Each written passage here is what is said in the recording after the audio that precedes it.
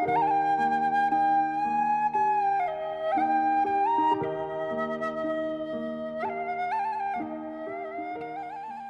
នៅក្មេងពួកយើងរស់នៅជុំគ្នាក្រោមដំបូលផ្ទះតែមួយអត់ឃ្លានមានស៊ីក៏អាចញញឹមបានរស់ជាមួយក្តីសង្ឃឹមនិងក្តីសុខដ៏សាមញ្ញបំផុត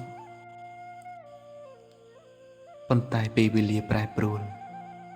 ពេលដែលយើងធំឡើងមានគ្រួសាររៀងៗខ្លួនទំនាក់ទំនងនោះក៏ឆ្ងាយទៅម្ដងបន្តិចម្ដងបន្តិចពេលខ្លះក៏មានទំនាស់ទាស់ទែងមិនយល់ពីគ្នារហូតដល់ថ្នាក់មើលមុខគ្នាមិនចំប៉ុន្តែជាបងប្អូនជាសាច់ឈាមតែមួយជាឈាមបង្កើតយើងគ្រាន់តែចងចាំថាពួកយើងកើតចេញពីផ្ទៃម្ដាយតែមួយកាលណាដែលអស់ពីឪពុកម្ដាយទៅយើងគ្រាន់តែសង្ឃឹមថាមិនបែកសម្បុកមិនចាកឆ្ងាយពីក្តីស្រឡាញ់